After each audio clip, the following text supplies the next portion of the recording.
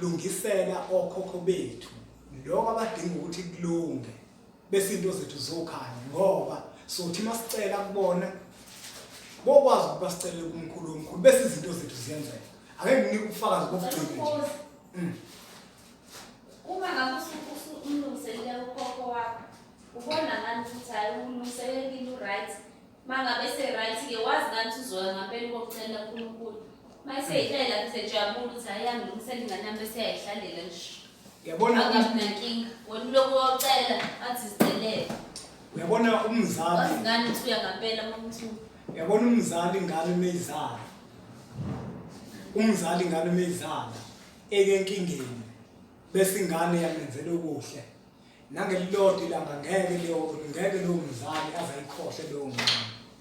ukhokho wakho ngiyakholelwa mina ukuthi futhi nesiqinisekiso sokuthi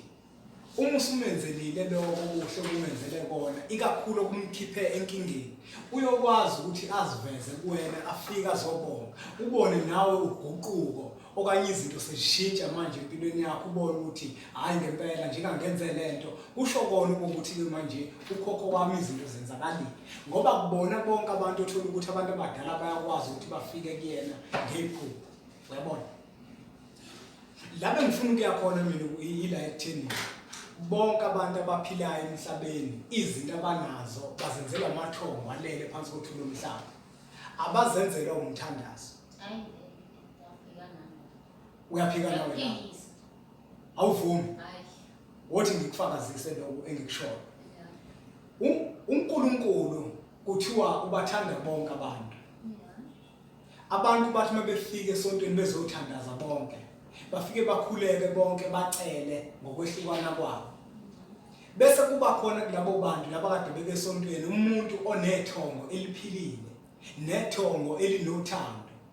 bese yena liyamuzwa umntwana wale ekhaya bese liyamenzela leyo nto omunye umuntu uthola ukuthi yena kade bethandaze ngosuku olulodwa esontweni kodwa izinto zingenzeki ngesikhathi esisodwa ukuba uNkulunkulu owenzela abantu izinto ngokubathanda bonke angabe sithi masithandaze sisonke bese izinto zenzeke kuthina sonke kodwa ngoba manje imisamo yethu ayifani ingakho izinto zenzeka ngokwehlukana yebo uNkulunkulu bathanda bonke abantu bakhe kodwa akabenzeli bonke kanye ngoba usuke ebona ukuthi akakwazi ukunika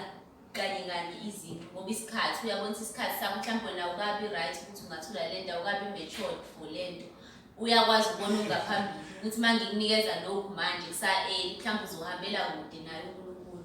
wona angaqala kunike manje mhlawumbe lo munye kanti lo munye uyabona ukuthi hayi mangikunika lo ngisho ngamnika manje ngeke azaye ndawo uzoqhubeka unama reasons akho ukuthi angasinika kanye asikwazi ukuthola zonke izinto kanye yebo usuke ezosinika kodwa ukuthi usinika kanye sonke ake ngibuze ake sithi la khona abantu abathandazayo bacela umsebenzi basuka emizini emihlanu ehlwempu